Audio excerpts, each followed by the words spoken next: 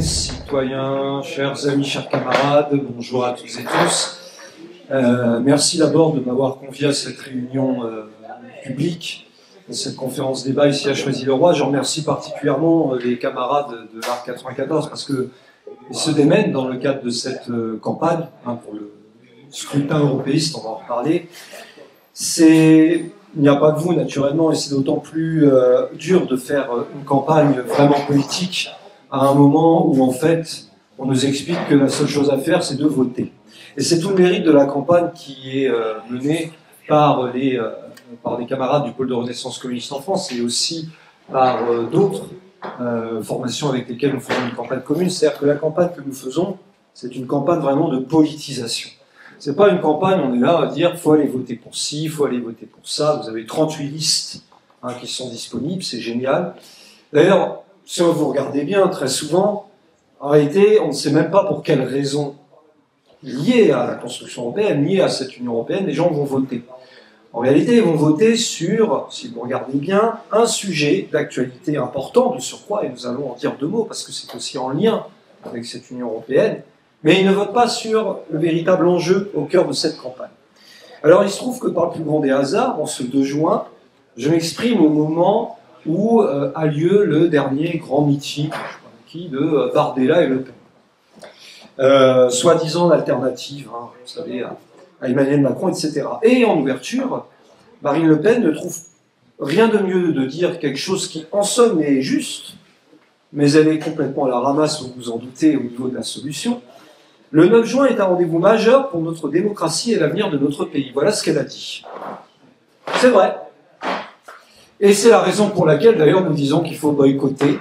Et c'est la raison aussi pour laquelle nous expliquons que ce n'est certainement pas le RN, nous allons en reparler ensuite, qui offrira une alternative et une proposition valable pour, justement, contre Emmanuel Macron, et soi-disant pour changer l'Europe, parce que ça, c'est une expression qu'on entend beaucoup, et depuis d'ailleurs des décennies, je vais y revenir.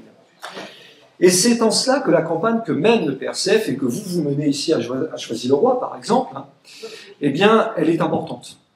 Évidemment, c'est difficile. Pourquoi? D'abord parce que, eh bien, beaucoup de citoyens, beaucoup de travailleurs ont perdu, je ne vais même pas dire foi, mais confiance, tout simplement, dans la politique. Et comment pourrait-il en être autrement? Comment pourrait-il en être autrement lorsque l'on sait que depuis plus de 40 ans, tous les gouvernements qui se sont succédés, sans exception, on pourrait parler de ça, même pas besoin de parler de ceux de droite, parce que là, à la limite, ils sont dans leur logique de droite extrême, d'extrême droite, on ne sait plus trop dans le fond, mais ils sont dans la même logique, saigner toujours un peu plus les travailleurs, taper sur les syndicalistes, sur les immigrés, etc. Bon, enfin, ça, c'est leur fonds de commerce, c'est leur cap. Mais aussi ceux de gauche, ou dits de gauche, qui ont promis monts et merveilles, augmentation de salaire, des retraites, etc. Pourtant, il ne faut quand même pas oublier que ce sont ces gens qui, par exemple, ont impulsé la destruction des retraites, comme en 2016, pour prendre l'une des destructions les plus proches. Ce sont ces gens qui ont impulsé la destruction de tout notre tissu industriel, artisanal, agricole, pas seulement en France d'ailleurs, au demeurant, parce qu'en réalité c'est une problématique que l'on retrouve au niveau de l'Europe. Mais ces gens-là ne sont pas que de droite. Ils sont aussi de partis dits. Il faut bien insister sur le dit de gauche. Ce sont ces mêmes gens qui, au passage, aujourd'hui, ne cessent d'expliquer qu'il n'y a plus d'argent, paraît-il, qu'il n'y a plus d'argent pour les travailleurs de ce pays. Et d'ailleurs, je répète, c'est valable pour les autres pays membres de l'Union européenne. Par contre, ils oublient de dire 2 choses. C'est que la première, en fait, en France, il y a toujours de plus en plus de création de richesses chaque jour. Ça, ils oublient de le dire. Dans des secteurs précis, naturellement, ils ne vont pas vous dire lesquels. Et c'est la deuxième chose qu'il faut avoir en tête, c'est que cet argent qui existe, il ne va pas pour les salaires, mais il va pour la guerre. Et vous allez voir que justement, ce thème de la guerre, il est central dans le cadre de cette campagne qui a lieu en ce moment à propos... Nous refusons de dire élection européenne, vous verrez pourquoi, mais à propos de ce scrutin européiste. Et la conséquence de tout ce que je vous ai raconté, c'est que forcément, au fur et à mesure des années qui passent, des partis qu'on voit tout le temps à la télé, sur les réseaux sociaux, etc., promettre monts et merveilles qui ne pourront jamais tenir. Ils ne pourront jamais les tenir, ces promesses-là. Vous allez comprendre après pourquoi. Eh bien, cela dégoûte les travailleurs. Cela les dégoûte, où qu'ils habitent d'ailleurs, quelle que soit leur origine, etc. Là n'est pas la question en réalité. Mais comment peut-on faire confiance à des gouvernements qui ont et qui continuent de détruire les services publics, les structures productives, les libertés fondamentales, à commencer, comme on peut le voir en ce moment, la liberté d'expression. C'est quand même extraordinaire de voir que le Premier ministre d'un régime qui, selon le maire de Tel Aviv, qui s'appelle Ron Uday, est une théocratie fasciste, c'est ce qu'il a déclaré au Times of Israel le 4 décembre 2022, c'est extraordinaire de voir que le Premier ministre à la tête de cette théocratie fasciste est invité dans les médias en France, tandis que les formations comme le PRCF, les syndicalistes, les travailleurs, etc. sont constamment censurés.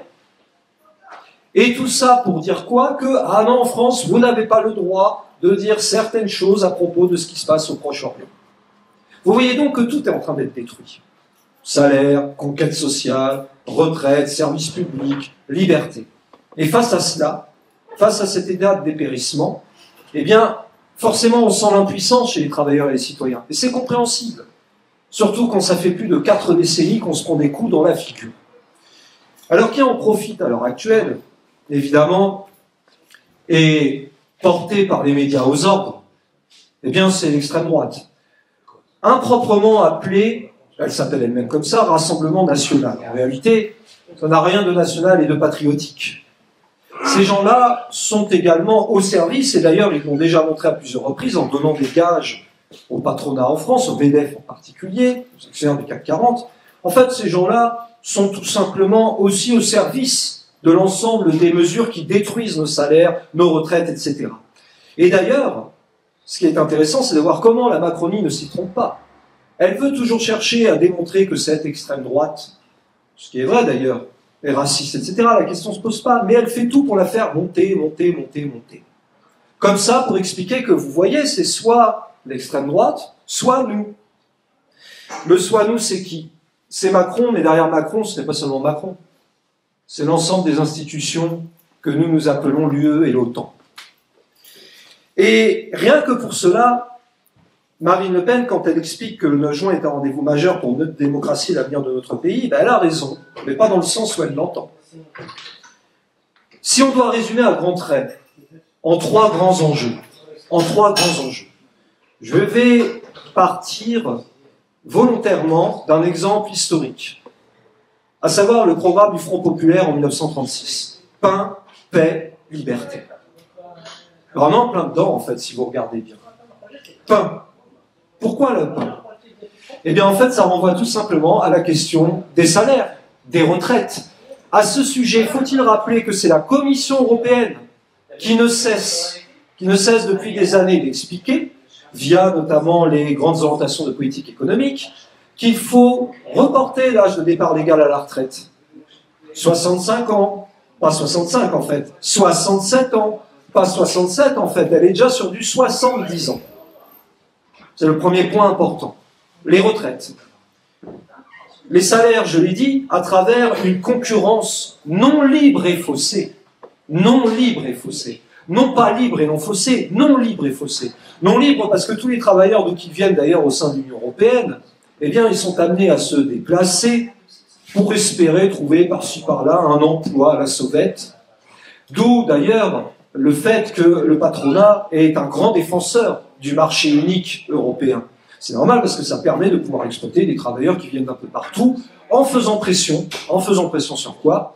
Eh bien sur les prestations sociales, les cotisations sociales, et en utilisant le droit d'employer du pays d'origine, par exemple de Bulgarie, etc. Écoutez, moi si je suis artisan du BTP, je suis pas fou.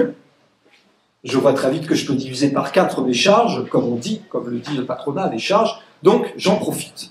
Salaire, retraite, service public. Service public. Je vous signale que ça s'appelle même pas service public au niveau européen. Ça s'appelle service d'intérêt économique général. D'intérêt économique. Alors général, on ne sait pas pour qui. Mais d'intérêt économique. Autrement dit, la priorité est que ces services soient rentables. Et rentables, je vous donne un exemple très simple. Entre 2011 et 2018, donc avant le Covid, soit dit en passant, à 63 reprises, eh bien, la Commission européenne a sommé que soient réduites, je cite, les dépenses de santé. Réduire les dépenses de santé, faisons simple. Hop, hôpital public, tu fermes, t'es pas assez rentable. Le privé prendra la suite, enfin pour celles et ceux qui pourront financer naturellement, vous vous en doutez. Bon. Et ça, voyez-vous, j'ai bien dit entre 2011 et 2018, donc c'est bien avant Macron, c'est même avant Hollande, et en réalité c'était même avant Sarkozy. En fait, ça remonte à des décennies. Et ça fait plus de 40 ans, au passage, en réalité même beaucoup plus, qu'on nous explique que face à cela, comme le promettent certaines listes aujourd'hui de gauche, dites de gauche, on va faire des services publics européens. On va faire un impôt européen. Soit dit en passant, ça permettra de construire un super État européen qui harmonisera tout vers le bas, mais bon, passons. On va faire également un SMIC européen. Alors là, je demande à voir à quel niveau. Quand on sait qu'il y a des pays où il n'y a même pas de SMIC, et qu'en France, où déjà le SMIC ne permet même pas de vivre, eh bien, c'est un des niveaux les plus élevés d'Europe. Pour courage pour faire un SMIC européen. Mais qui peut croire un instant qu'on va pouvoir s'amuser à le faire au standard de notre pays, où, je le répète, ça ne permet même pas de vivre. Le pain est donc un enjeu central, si j'ose dire, pour ce scrutin. Et nous le voyons bien tous les jours. Et le pain, je dirais même au sens propre, beaucoup ignorent. Mais à l'heure actuelle, 35% des habitants de ce pays ne peuvent même plus faire 3 repas par jour.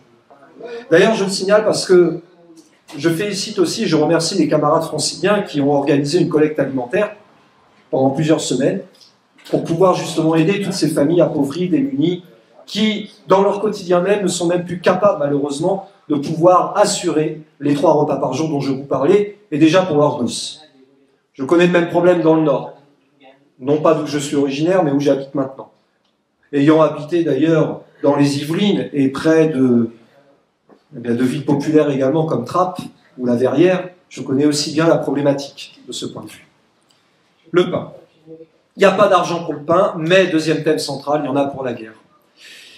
Il faut entendre tous les prétendus débats où les types s'aboient. Je ne sais pas si vous avez eu l'occasion de voir sur BFM TV, en fait les types ils s'aboient, on ne comprend rien à ce qui est raconté, même si globalement on voit une tendance qui se dessine.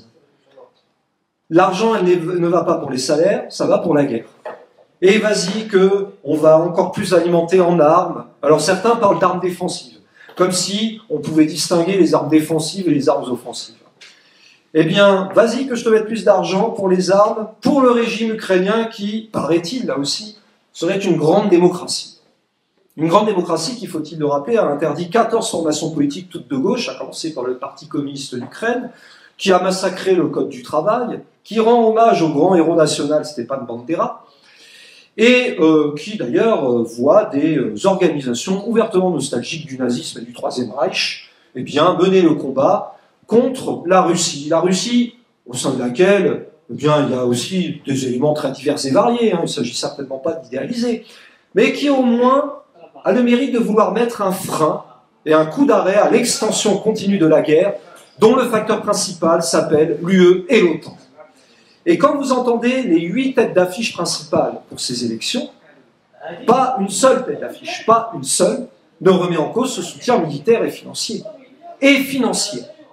Financier, ce sont les propositions faites au niveau européen, au niveau de la Commission européenne, par le commissaire à l'industrie, un Français en plus de surcroît, comme d'habitude, Thierry Breton, celui qui a déjà saccagé par le passé France Télécom et compagnie. Eh bien, Thierry Breton propose un fonds de 100 milliards d'euros. 100 milliards d'euros pour pouvoir bien réarmer l'Europe, faire en sorte que les pays membres de l'Union européenne progressivement amènent 2% de leur budget dans l'armement, et c'est certainement pas, vous vous en doutez, pour aller faire la paix. Non, c'est pour continuer la marche en avant vers la guerre. Emmanuel Macron, d'ailleurs, l'a laissé clairement entendre. Parce qu'après, ça ne va pas être que des armes, hein. Ça va être des êtres humains. Des êtres humains pour faire la guerre contre la Russie. Et puis, pas que la Russie, pas que ce front-là. N'oublions pas le front proche-oriental. Alors, tout le monde peut voir en ce moment, ce qui n'est pas nouveau, hein, ce qui n'est pas nouveau, soit dit en passant, que le massacre continue, qui vire au génocide. D'ailleurs, c'est même pas moi qui le dis, quand bien même c'est évident, c'est tout simplement la Cour internationale de justice qui le dit. Bon. Le génocide en cours contre le peuple palestinien, ne croyons pas que l'Union européenne en est totalement absente. C'est faux. Alors les États-Unis, c'est même pas la peine d'en parler, mais même l'Union européenne, qui depuis 1999 a un accord de partenariat privilégié avec Israël. Et inutile de vous dire que ce n'est pas pour vendre des tomates ou des pommes de terre. N'oublions pas qu'Israël, eh bien, c'est l'un des pays qui dispose des plus grandes capacités technologiques au monde, et notamment sur le plan militaire, et que comme c'est un allié privilégié, pour ne pas dire un ami, un soutien d'ailleurs inconditionnel, explique Yael Braun-Pivet, la présidente de l'Assemblée nationale, il faut la fournir, parce que ce serait la seule démocratie. Encore, je vous ai dit tout à l'heure que le maire de Tel Aviv n'est pas trop d'accord avec ce terme-là. Il parle de théocratie fasciste. Bon. Ce serait la seule démocratie contre tous les régimes, évidemment du coin, qui, eux, seraient terroristes, machin, etc. À commencer par le peuple palestinien. D'ailleurs, si vous avez entendu ce que déclare Netanyahou, il ne faut pas qu'il y ait d'État palestinien, parce que ce serait de facto un État terroriste. Traduction, le peuple palestinien est terroriste. Et face à cela, l'Union européenne, qu'est-ce que vous voulez qu'elle fasse? À part de toujours appuyer, comme d'habitude, son allié indéfectible. Elle ne peut faire que ça.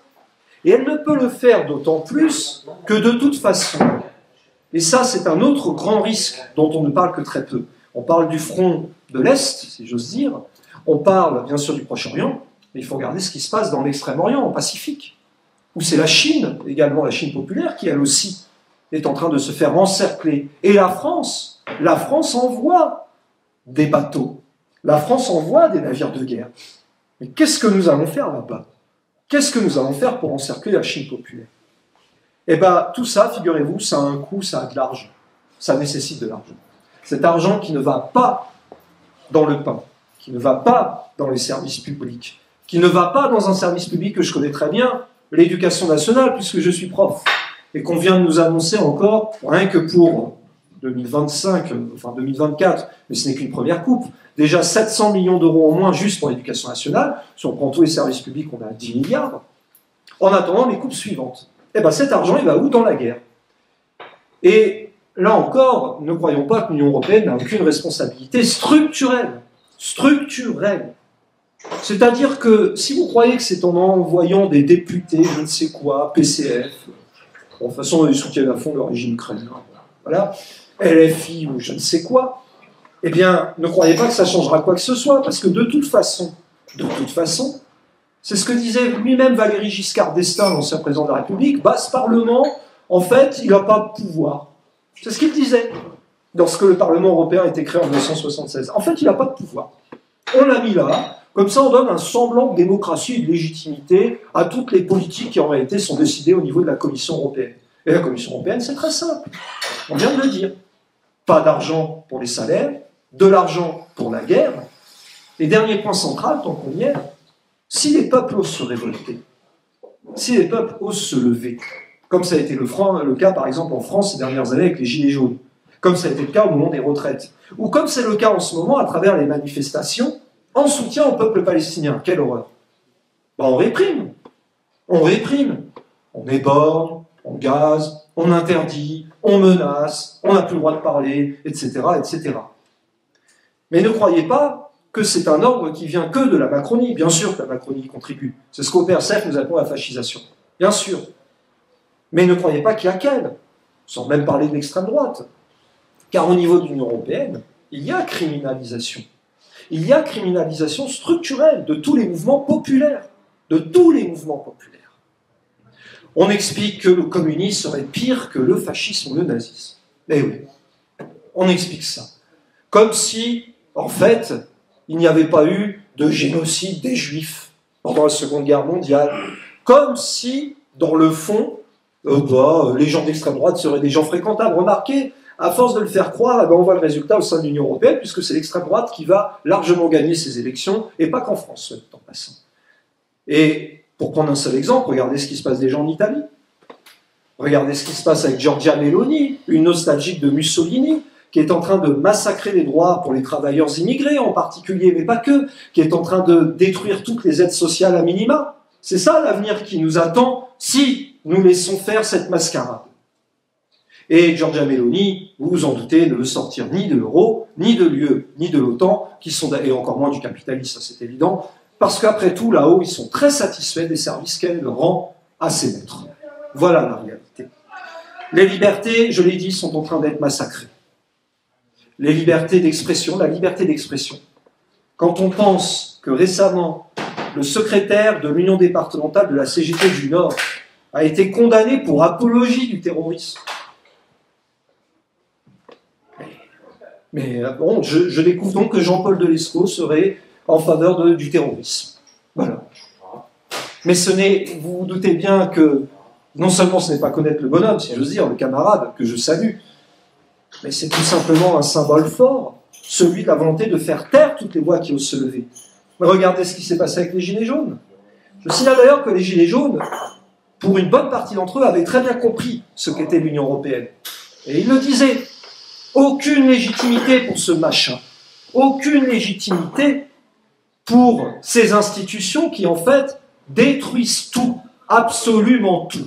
Et au service de qui? Au service de grandes multinationales, au service des dirigeants des institutions européistes, dites plutôt européistes qu'européennes. Parce que, à vrai dire, quand on dit on est contre l'Europe, écoutez, de quoi parle-t-on? Si c'est l'international, si c'est pour créer une internationale en Europe, ça ne nous dérange pas. Mais si c'est pour créer du supranational, ah oui, là, effectivement, nous confirmons, nous sommes contre, puisque ça nous détruit. Voilà la différence de taille.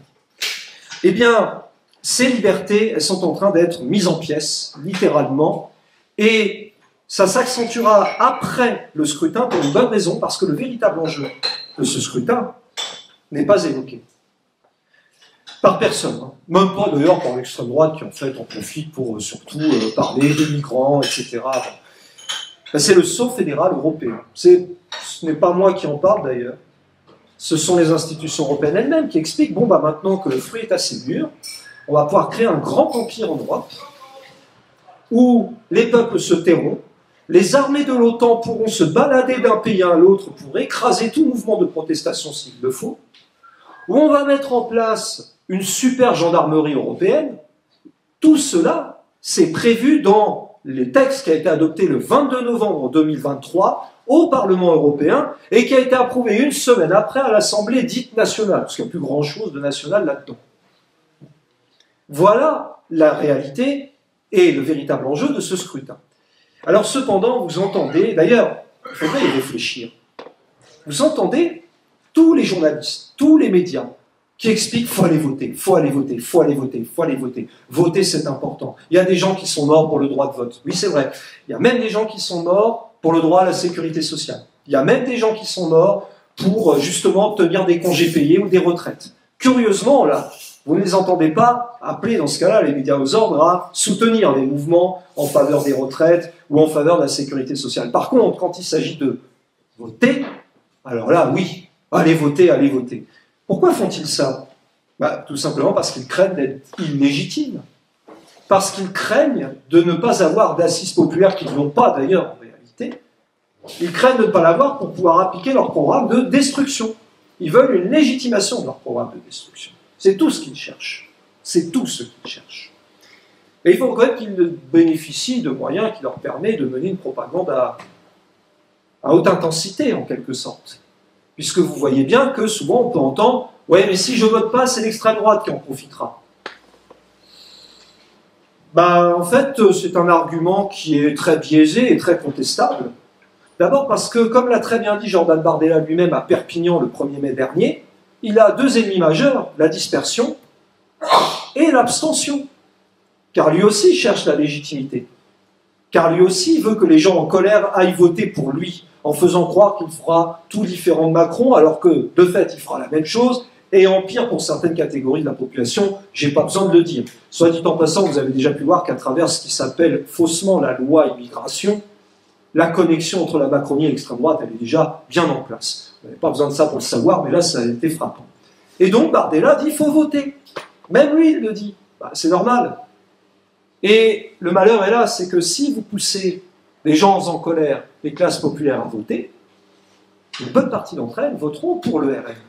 Pourquoi? Parce qu'elles ne veulent plus de Macron. Et nous les comprenons. Nous aussi, nous n'en voulons plus de Macron. Mais nous ne voulons pas du RN non plus. Et nous ne voulons pas des LR non plus. Et nous ne voulons pas de toute cette fausse gauche qui, en réalité, je répète et je le dis, a fait en sorte que la France soit dans cette situation.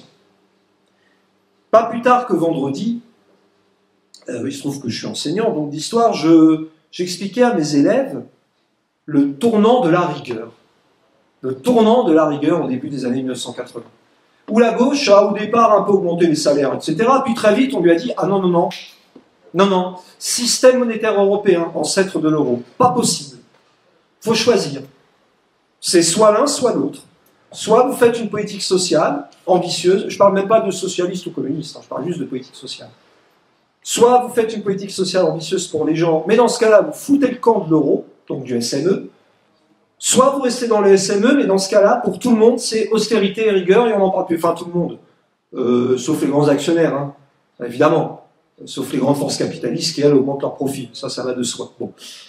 Mais il faut quand même le rappeler. Eh bien, je vais vous dire une chose. Les élèves, ils comprennent en 2 secondes. Ils comprennent en 2 secondes ce que des militants du Parti Socialiste, d'Europe Écologie Les Verts, etc., ne comprendront jamais en une vie. Et pourquoi le comprennent-ils, ces élèves? Parce que, justement, là où j'enseigne dans le Nord, eh bien, j'enseigne dans une zone où le chômage, la précarité, ce n'est pas juste des paroles, c'est le quotidien de tous les jours. C'est la vie de tous les jours. Je le vois à travers le profil de ces élèves. Et donc, ils comprennent parfaitement, eux. En même temps, forcément, si personne ne leur dit, si derrière on fait un concours de côté pour savoir lequel promettra, allez au hasard, une SNCF européenne, une Poste européenne, un SMIC européen, une Europe sociale, on ne sait pas quoi. Comment voulez-vous, comme ils n'entendent pas notre son de cloche, qu'ils y croient? Ils ne peuvent pas y croire. Et la conséquence, nous l'avons de plus en plus, nous le voyons progressivement de plus en plus. Beaucoup de travailleurs ne croient plus dans les paroles politiques. Et c'est normal. Et c'est en ça que la campagne que nous menons, elle est centrale. Parce que ce que nous voulons dire, dans le fond, à travers notre campagne, ce n'est pas d'avoir, ce qu'on n'aurait jamais d'ailleurs, un pseudo-député, un pseudo-parlement. Nous nous en fichons littéralement. Nous voulons faire comprendre, nous voulons repolitiser. C'est-à-dire faire en sorte que les travailleurs prennent conscience qu'ils sont aussi citoyens, que c'est à eux de s'emparer de leur destin, de ne pas se laisser berner une fois de plus par toutes ces fausses promesses, et toujours ce faux affrontement de second tour, quand il y a un second tour, soit Macron, soit Le Pen, ou d'un premier tour, on explique que, oulala, sinon l'Europe disparaîtra, pas le continent européen, il sera toujours là, le continent il sera là. Mais que l'Union européenne disparaisse, mais tant mieux si c'est le cas, on ne demande pas mieux, c'est tout ce que nous voulons. C'est tout ce que nous voulons pour pouvoir briser nos chaînes qui nous enserrent, qui nous écrasent à tout point de vue. Et c'est pour cela que la campagne que nous menons, c'est une campagne vraiment politique. Nous ne sommes pas là pour partir à chasse aux voix, soit dit en passant, d'après les témoignages que j'ai eus de camarades dont certains sont présents aujourd'hui ici, il ne semble pas que sur le marché de Choisy, les grandes listes viennent à fond pour vraiment tracter. Ils n'en ont rien à secouer, en fait. Elles comptent juste sur la parole, soit de Saint-Bardella, soit de Saint-Taillé, soit de Saint-Bellamy, ou je ne sais quoi, pour essayer d'engranger des voix. Mais qui peut croire que c'est comme ça que ça fonctionne, la politique? Ça ne fonctionne pas comme ça. Ça nécessite de partir d'un travail fondamentalement citoyen. C'est ce combat qui est mené ici, par exemple, à Choisy-le-Roi, par les camarades du PRCF, et de la GRCF, puisque nous avons aussi des jeunes camarades qui sont ici présents. Et ce combat, il consiste à porter le message suivant pour commencer. La seule alternative dans le fond, si on réfléchit bien, la seule alternative à toutes ces institutions qui nous écrasent, c'est le peuple. C'est le peuple quand il décide de reprendre son destin en main. C'est le peuple quand il fait entendre sa voix, comme il l'a fait le 29 mai 2005. Rappelons que le 29 mai 2005, 55% des Français ont rejeté par référendum la Constitution européenne, avec des guillemets. Là, nous avons dit non. Là, nous étions en mesure d'imposer le rapport de force. Qu'il y ait eu trahison de la part du Parti Socialiste et tout, on y est habitué. Que Sarkozy, Fillon, Hollande et compagnie, n'oublions pas Valls, ont décidé d'en avoir rien à foutre de la voix des citoyens, des travailleurs de ce pays, c'est normal. Raison de plus pour boycotter et délégitimer tous ces gens qui vous ont conduit dans la situation dans laquelle nous sommes et qui, en fait, font semblant de faire croire que, pour eux, que l'extrême droite serait un épouvantail pour eux. Il l'est pour nous, c'est plus qu'un épouvantail, c'est un danger.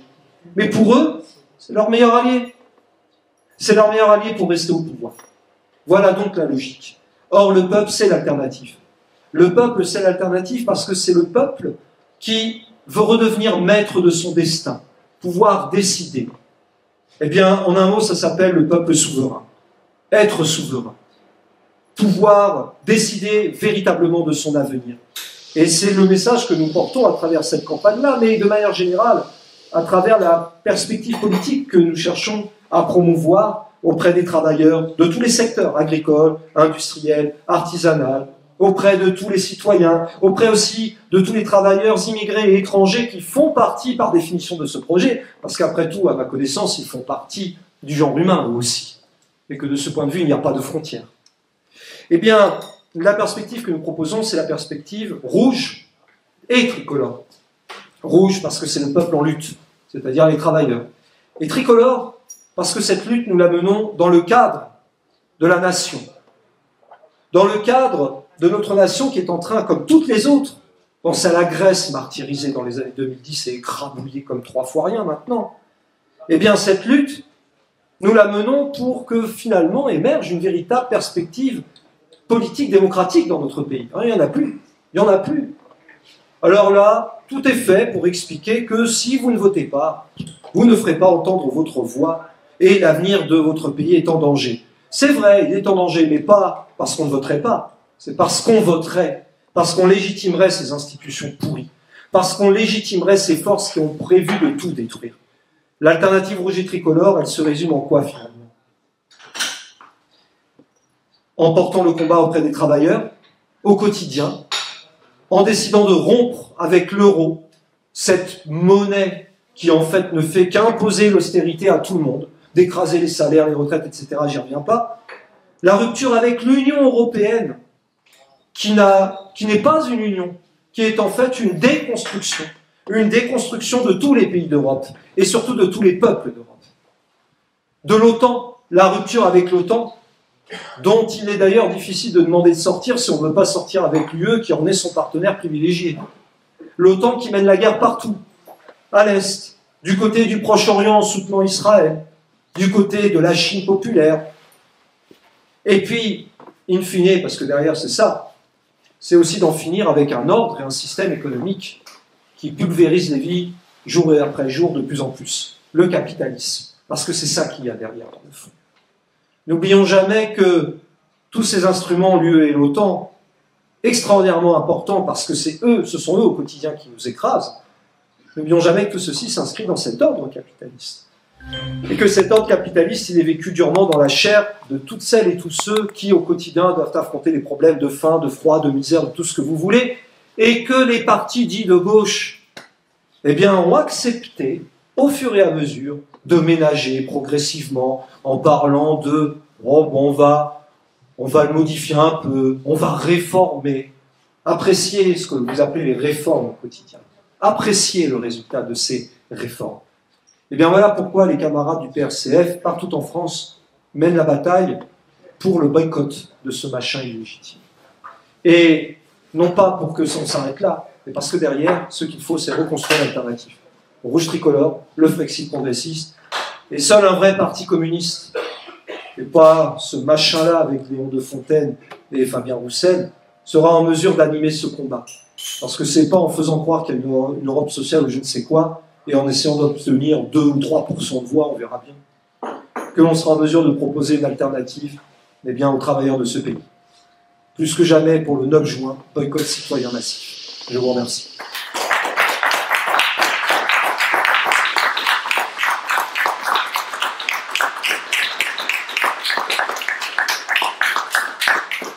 Alors, comme je ne suis pas l'organisateur, moi je ne fais que, après, répondre à des interventions, je crois, des questions, parce qu'il y a l'idée de pouvoir échanger aussi.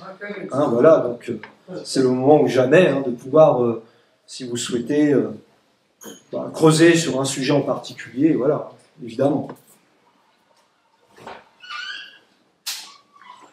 Pour des questions, voilà, n'hésitez pas, ou des interpellations, ou des remarques, vous savez, c'est le principe d'une conférence débat, d'un échange.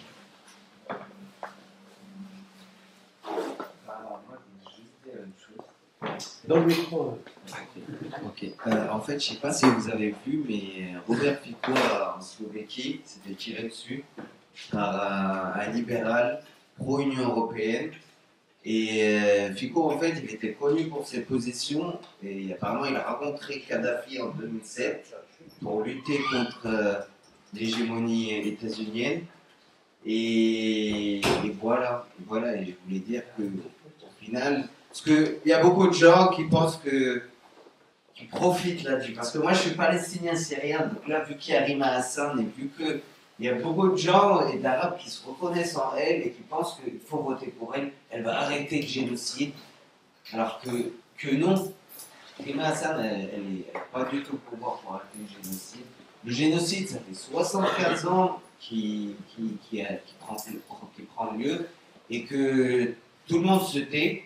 C'est juste maintenant, les gens ils parlent. Et en vrai, s'il n'y aurait pas eu ce qui s'est passé, tout le monde s'en foutrait. Ouais, tout le monde s'en foutrait. Et toutes ces parties-là, comme les filles, ils profitent en fait de ces situations. Et pour moi, je vois que Rima Hassan, parce que elle est non seulement palestinienne, mais elle est palestinienne syrienne. Donc, elle est vraiment du même sphère de ma famille. Donc, et à part la Palestine, elle est mauvaise. Elle est mauvaise sur l'Ukraine, elle est mauvaise sur la Chine. Là, elle a fait un post quand Xi Jinping il est venu en France. Elle a posté des photos contre lui. Elle essaye de comparer l'Ukraine, là, ce qui se passe en Ukraine avec la Palestine, alors que ça n'a rien à voir. Absolument. Et même si même le LFI, il aura un pouvoir dans l'Union européenne, il ne pourra rien faire. Il aura zéro influence. On l'a vu en Slovéquie,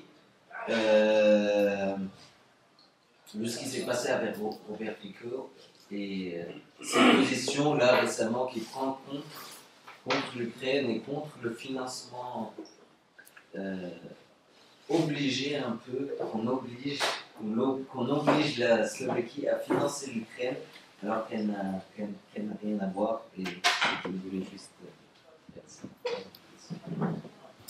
Alors, s'il y a d'autres interventions ou sinon je réponds.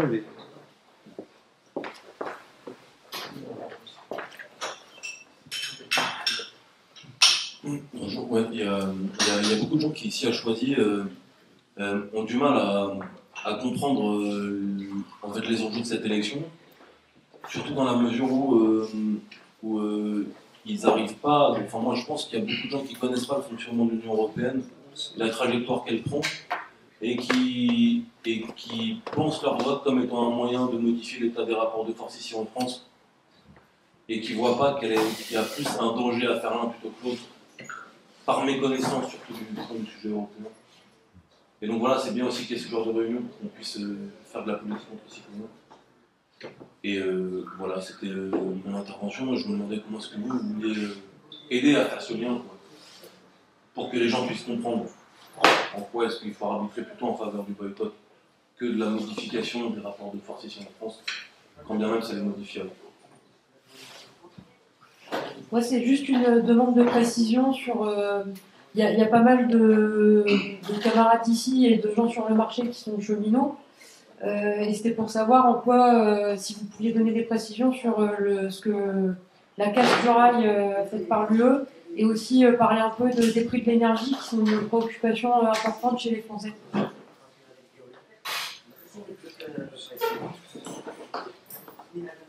Alors, je reviens donc de Suisse par le travail. J'étais au SMSI, donc le sommet mondial de la société de l'information. C'est une réunion des personnes les plus influentes au niveau gouvernemental et au niveau des entreprises, etc. J'ai pu voir, donc c'est relié à l'ONU, à l'UIT. Au niveau de ces institutions, j'ai pu voir la différence entre la pensée qu'on voit au niveau de la France et la pensée qu'on voit au niveau international. Et en fait, vraiment l'importance, par exemple, au niveau de la Palestine, au niveau des luttes sociales sont vraiment, mais pas du tout comme on l'entend à l'intérieur de la France. J'ai vu des drapeaux palestiniens, j'ai vu des délégués palestiniens qui se sont fait accueillir à bras ouverts par des délégués américains, par des délégués français, par des délégués de tous les autres pays, dont il y a eu donc, des rapports, des choses écrites et des choses qui ont été en faveur justement des rapports de l'ONU et de la Cour pénale internationale sur l'État d'Israël.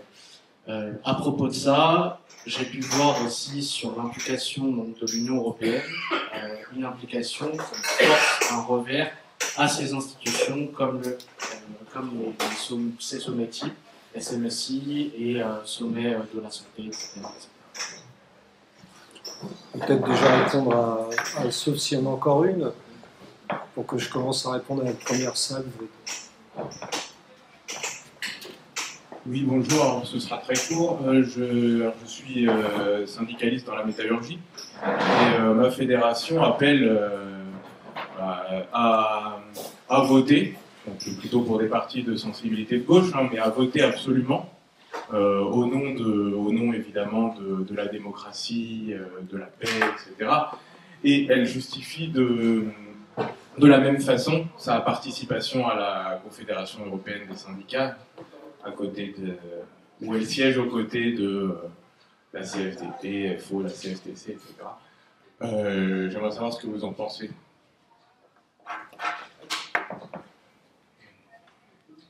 Je vais peut-être déjà répondre. Voilà. Merci. On peut faire un merci pour ces différentes interventions et ces différents propos. On peut faire en fait un lien entre tout ça.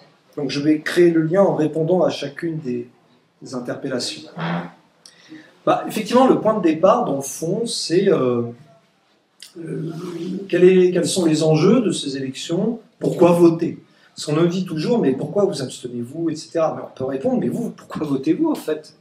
Déjà, savez-vous comment ça fonctionne, l'Union européenne? Effectivement. Inutile de vous préciser que si vous demandez, y compris d'ailleurs, j'insiste, hein, y compris à peut-être pas les têtes de liste des grands partis, mais au moins des personnes qui sont sur ces listes, demandez-leur comment ça fonctionne, et je vous promets que vous aurez des drôles de surprises. Vous aurez des drôles de surprises. Tout a été conçu de A à Z pour que la délibération démocratique, qui est le principe, normalement, dans une véritable assemblée, ne puisse pas avoir lieu. Qui sait, par exemple, qu'il n'y a pas mais deux instances de décision. Il n'y a pas que le Parlement européen, il y a aussi ce qu'on appelle le Conseil de l'Union européenne, dont on parle de temps en temps, quand on vous dit tous les ministres de l'Intérieur se sont retrouvés pour prendre des mesures contre les Africains ou je sais pas quoi. Voilà.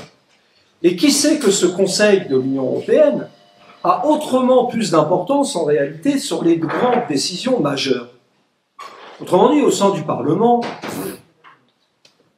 même si on essaie de faire croire qu'ils vont pouvoir décider sur la fiscalité, etc., à travers, dorénavant, plus de prérogatives, ce n'est pas le cas, tout est verrouillé, et verrouillé au niveau du Conseil de l'UE. Et au Conseil de l'UE, justement, on cherche à détruire l'unanimité, c'est ce qu'on disait à travers le 22 novembre dernier, pour créer la majorité. Donc comme ça, il suffira qu'une majorité de pays disent, tiens, si on allait faire une petite guerre par-ci, ce sera possible. Tiens, si on commençait à créer une taxe européenne sur je ne sais quoi, évidemment les travailleurs, ce sera possible aussi. Naturellement, dans le sens de l'intervention que vous avez formulée, il est évident que on ne va pas parler de tout ça, et que beaucoup ne le savent pas. Mais malgré tout, on va quand même pousser à voter, parce que, j'en reviens à ce que je dis, c'est l'occasion de légitimer des politiques dont en fait on ne veut pas. Quelles sont ces politiques? Votre intervention évoque la question de la SNCF, d'EDF, GDF. Écoutez, prenons le cas de la SNCF, c'est très intéressant. Qui sait que la première directive rail, ce qu'on appelle la première directive rail, date de décembre 1991. La date a d'ailleurs été joliment choisie, vous vous en doutez, un mois de la chute de l'Union soviétique. Qui se doute que, en réalité, ce n'est donc pas sous Emmanuel Macron, ni sous François Hollande, ni sous Nicolas Sarkozy, ni même sous Jacques Chirac, que ça a été lancé. Et que prévoit cette directive rail? La première, parce qu'il y a eu tellement de paquets ferroviaires à la suite, dont nous voyons les conséquences aujourd'hui, eh bien, ce qui est programmé, c'est ce que l'Union européenne ne cesse d'appeler la libéralisation. Pour avoir, paraît-il, la concurrence libre et non faussée. Traduction concrète, le fret, ce qui permet de transporter les marchandises, trop cher, c'est pas bien, on dégage. On va préférer les super méga camions de plus de 44 tonnes, comme ça a encore été approuvé récemment au niveau des institutions européennes. Les petites lignes quotidiennes, ou les lignes, même des lignes nationales, un Lyon-Nantes, etc., ça dégage. Paf! Direction le tout autoroute. Ça, c'est la directive rail. Et de surcroît, important, non seulement on supprime ce qui en fait permet d'assurer le service public réellement, mais au passage, on précarise les travailleurs de la SNCF. Et pour cela, on s'encoupe, on saucissonne la partie fret, de la partie mécanique, de la partie passager, de la partie ce que vous voulez. Voilà en quoi ça consiste les politiques européennes, quelles que soient d'ailleurs, parce que depuis 1991, il n'y a pas eu que la droite au pouvoir, enfin ce qu'on appelle les partis de droite. Je rappelle quand même qu'à partir de 1999, 11 des 15 pays membres à l'époque de l'Union européenne étaient socialistes, ou de gauche, enfin dits de gauche. Ben, qu'est-ce qu'ils ont fait? Ben, ils ont fait la même chose.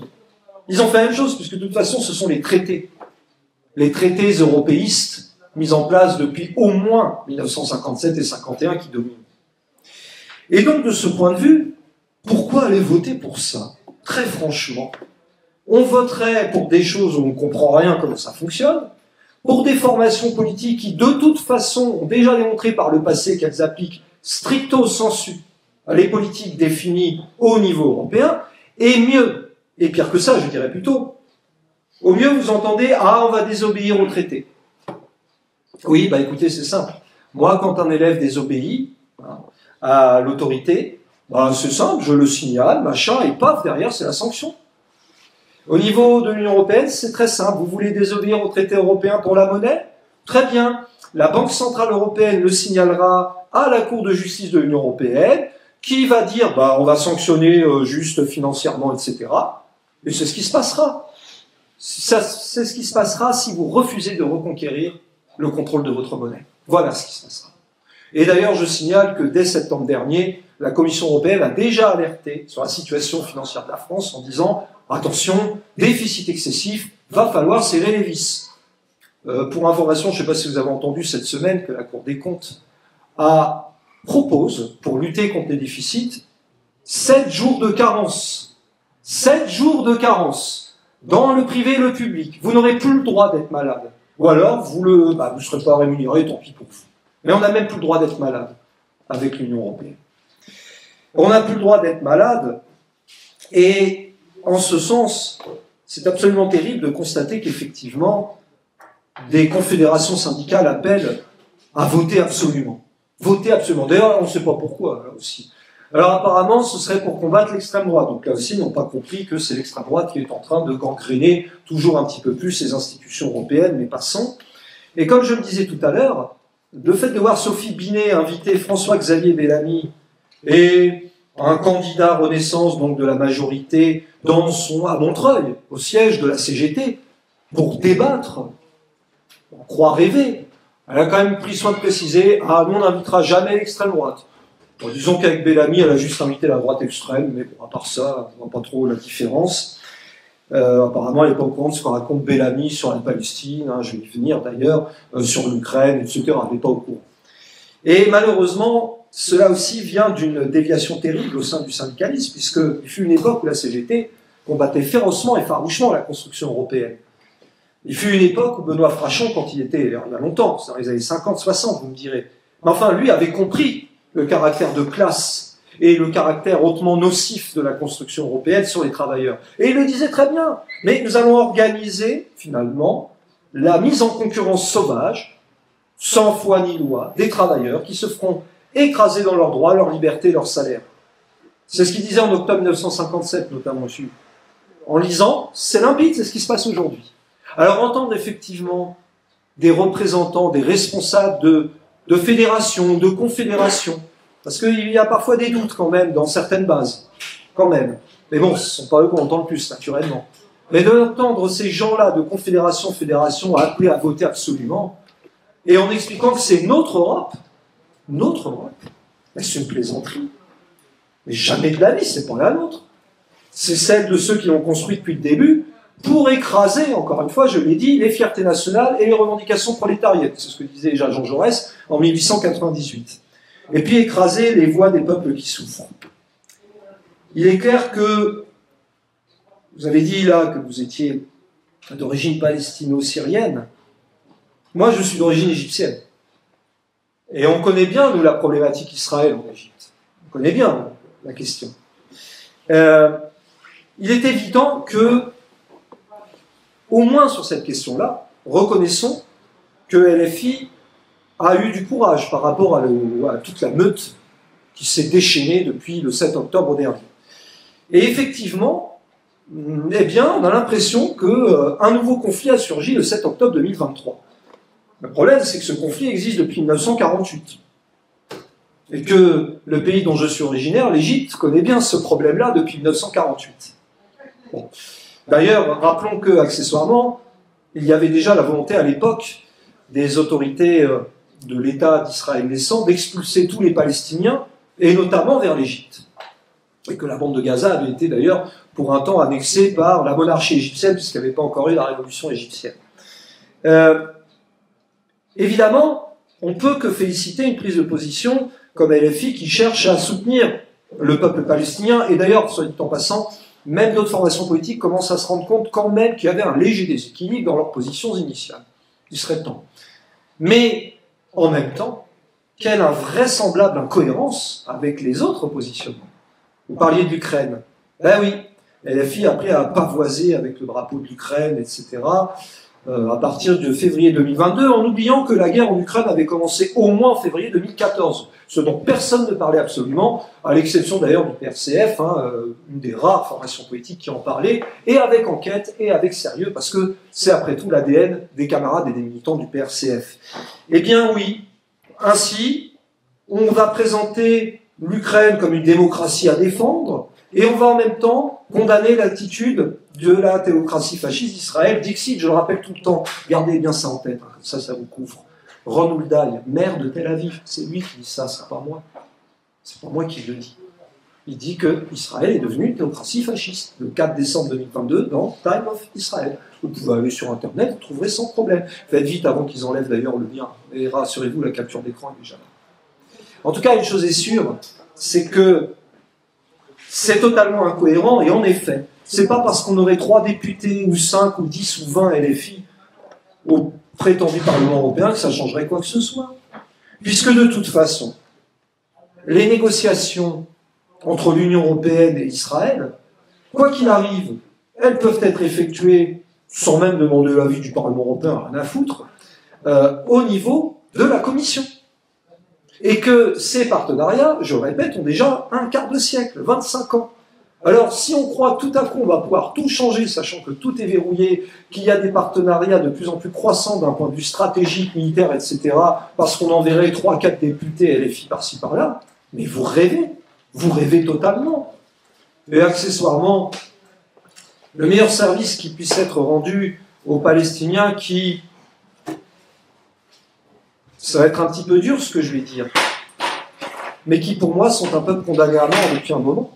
En réalité, condamné à mort. Et clairement sur décision, eh bien, à la fois, non seulement, bien sûr, des gouvernements successifs en Israël, mais aussi avec la complicité des autorités des États-Unis et de l'Europe. Il faut clairement le dire. C'est d'ailleurs pour ça que vous voyez au passage que même un gars comme Emmanuel Macron commence à dire « Bon là, ça va un peu trop loin quand même. » Ah oui, ce serait temps de s'en rendre compte. Car eux aussi auront des comptes à rendre moins moralement. J'espérerais plus. Et en effet, dans cette affaire, LFI souffre d'une terrible incohérence. Une anecdote que personne ne connaît, peut-être. Le 3 novembre dernier, en 2023, il y a eu un vote à l'Assemblée Générale de l'ONU. Vous savez, où là d'ailleurs, il y a eu la revendication de reconnaître l'État palestinien. C'est à l'Assemblée Générale de l'ONU que ça s'est décidé, même si les États-Unis ont dit non. Eh bien, le 3 novembre dernier, 187 pays sur 190 ont dit on ne veut plus du blocus réalisé et tenu par les États-Unis sur Cuba socialiste. 3 pays ont refusé cette motion. Les États-Unis, normal, Israël, normal aussi, et abstention pour l'Ukraine. États-Unis, Israël, Ukraine. Trio magique. Ou diabolique, hein, d'ailleurs, c'est autre chose. Vous l'avez ici. Et donc, par conséquent, pour terminer sur votre intervention, quand vous avez évoqué effectivement la question de Robert Fico, qui d'ailleurs, sur un point idéologique, c'est pas trop notre tasse de thé, hein, on est bien d'accord, mais qui au moins a le mérite de s'opposer à l'offensive euro-atlantique, au fait d'être complètement inféodé aux États-Unis, etc. Quand on voit qu'effectivement ce genre de personnage est menacé de mort, voire carrément un passage à l'acte, quand on voit, soit dit en passant, que en France même, il y a de plus en plus de menaces de mort émanant de l'extrême droite et pas que, à l'encontre de syndicalistes, etc., qui résistent sur des sujets comme la question palestinienne, bah ça en dit long sur ce qu'est cette Union européenne-OTAN, qui d'ailleurs ne désapprouve pas, mais qui au contraire est très satisfaite de voir qu'il y a une mise au pas, une véritable mise au pas, au sein des pays membres de l'Union européenne. Aussi, il est rafraîchissant, au regard de votre intervention, de constater que malgré tout, parce qu'il y a toujours des contradictions dans ces histoires-là, qu'il se peut qu'il y ait des prises de position quand même un peu différentes, distinctes, soit directement, soit indirectement, au sein de l'Organisation des Nations Unies. C'est une très bonne chose, parce que, bon, à un moment donné, de toute façon, c'est frappant, c'est flagrant, je veux dire. Alors évidemment, on trouve un épouvantail Hamas, hein, tant qu'on y est, bon voilà. Si le Hamas dit qu'il fait soleil et qu'il y a du soleil, bah, vous entendrez, ah non, c'est pas possible de dire ça, parce que, bah si, à un moment donné, on voit bien qu'il y a les morts, etc. Enfin, je veux dire, on n'a pas besoin de... Voilà. Et donc, là, on voit quand même que, et c'est ça qui est très intéressant, et ça explique aussi pourquoi ils veulent absolument qu'on vote, qu'en fait, il y a une grande bascule qui est en train de s'opérer, de manière générale. Le vent de la révolte, de la colère, en tout cas de la colère, à défaut de la révolte, est en train de se lever. En fait, c'est ça qui se passe. Et y compris, je le signale, aux États-Unis. N'oublions pas qu'aux États-Unis ont eu lieu des grèves historiques qui ont débouché sur des augmentations de salaire considérables dans certains secteurs. C'est ce vent de la colère qui est en train de se lever dans le monde entier. Et ce vent de la colère, il vise qui? Les États-Unis et l'OTAN. Ils visent leurs affidés, leurs alliés, et notamment l'Union européenne, les institutions et les gouvernements des pays membres de l'Union européenne. Et forcément, quand vous êtes de plus en plus critiqués, affaiblis, attaqués, il ne vous reste pas 36 000 solutions. C'est soit vous capitulez, hors de question, soit vous vous radicalisez. Et vous vous radicalisez dans le sens du fascisme et de la guerre. Parce que c'est ça qui se passe à travers l'action OTAN. Il ne nous aura quand même pas échappé que c'est en Europe, aux États-Unis, avec le retour annoncé de Donald Trump, en Israël, en Argentine, avec la narco-capitaliste Javier Milei, c'est-à-dire dans des pays qui se disent occidentaux, qui le sont réellement, voilà, que le fascisme et la menace de guerre progressent de plus en plus. Et qu'à l'inverse, c'est dans les pays dits du Sud que la résistance, la colère monte, et y compris, j'insiste, en Europe, aux États-Unis, parmi les travailleurs qui, en fait, cherchent quoi? Cherchent à avoir les outils pour pouvoir mener efficacement ce combat. Et d'ailleurs, c'est ce à quoi nous, au PRCF, nous œuvrons. Reconstruire ces outils qui ont été détruits. Et pas seulement par nos ennemis de classe, d'ailleurs, soit dit en passant.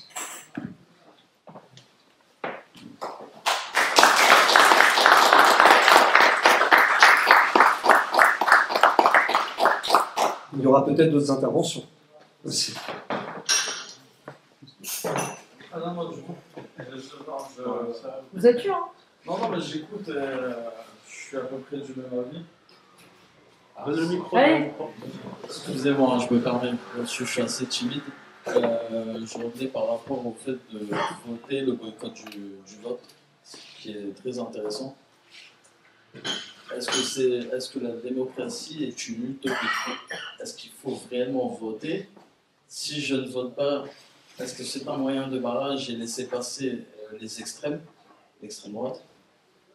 Si je vote, je participe indirectement au jeu de ce que vous précisez précédemment. Quelle est ma position réelle? Vous m'invitez à boycotter, certes, ça peut être une bonne initiative, mais que faire dans ce cas-là? Laisser passer l'extrême droite en face, participer, voter pour contrecarrer, enfin je suis un peu perdu, excusez-moi. C'est normal. peux intervenir, s'il vous plaît? Oui, bien sûr. Comment dirais-je? Pour exercer le droit de vote, c'est un droit.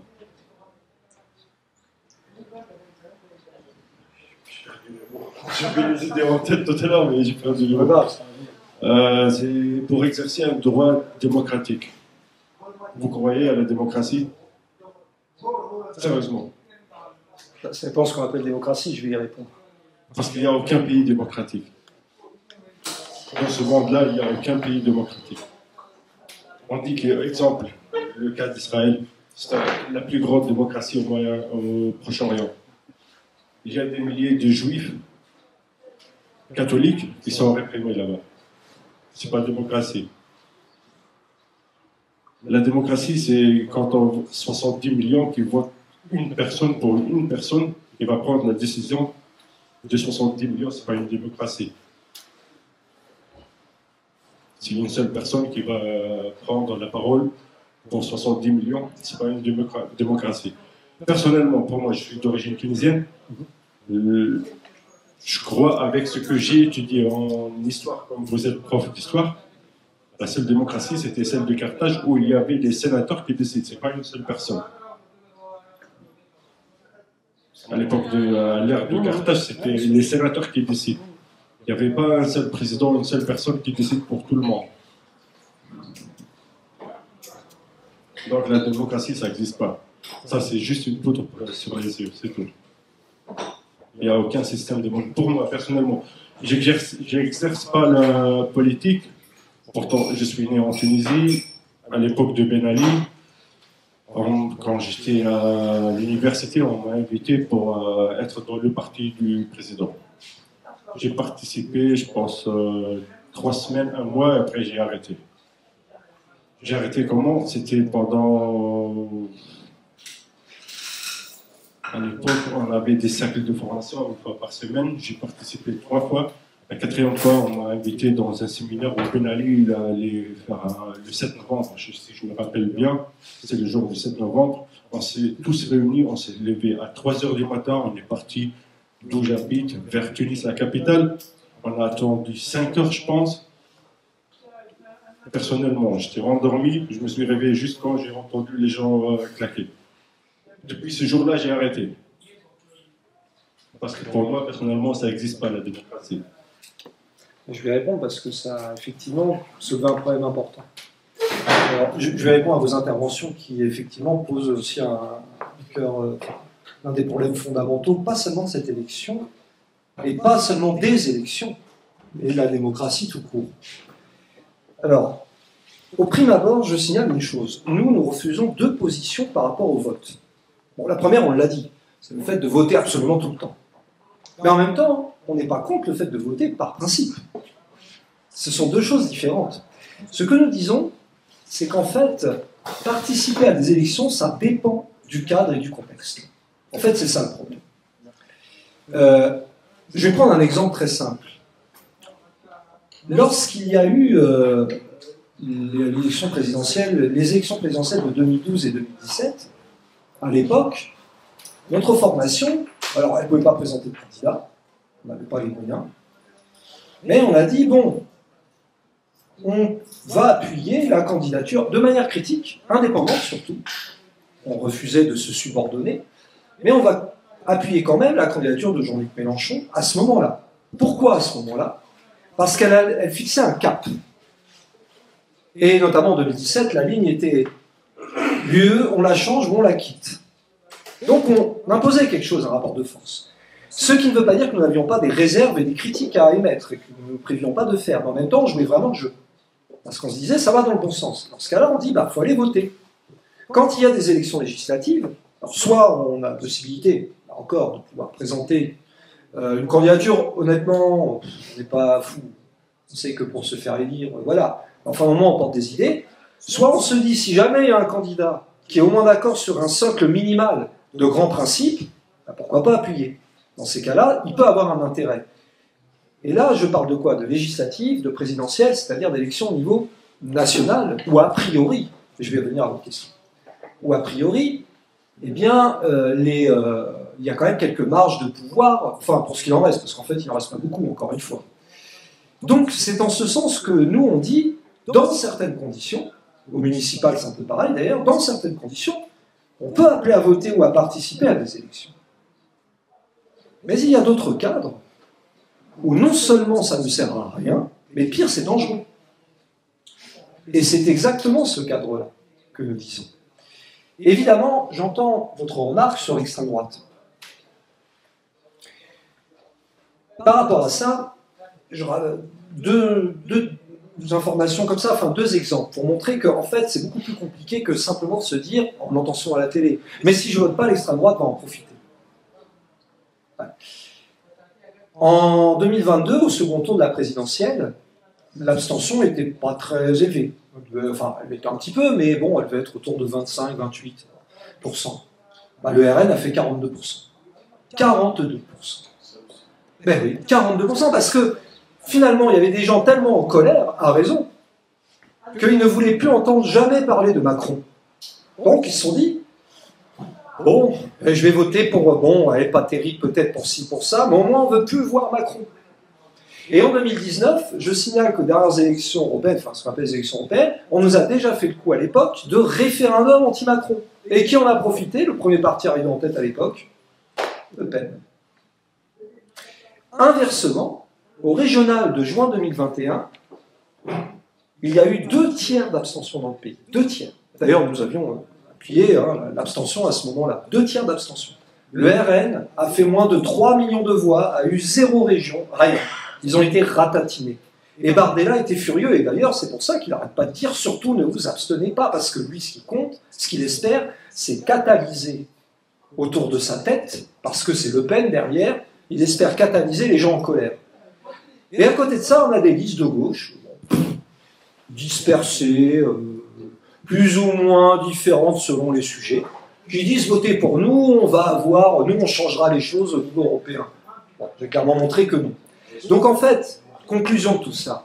Dans le fond, la participation à une élection dépend vraiment du cadre, de l'enjeu, et encore une fois, de l'enjeu le plus important, au-delà d'avoir 3 députés, 10 députés. Là, quel est l'enjeu? C'est légitimer toute une superstructure, tout un ensemble de politiques qui nous écrasent, et qui nous écraseront définitivement. C'est pour ça que nous disons, dans ce cas de figure-là, pas une voix, enfin pas une voix, faisons en sorte que le boycott, l'abstention soit la plus élevée possible, parce que d'ailleurs, c'est pas pour rien qu'ils mettent autant d'argent pour dire allez voter, c'est important, allez voter. J'insiste là-dessus parce que c'est de ça qu'ils ont peur. Parce qu'effectivement, ça me permet de faire le lien avec votre intervention, ceux qui le craignent, alors qu'ils s'en foutent complètement.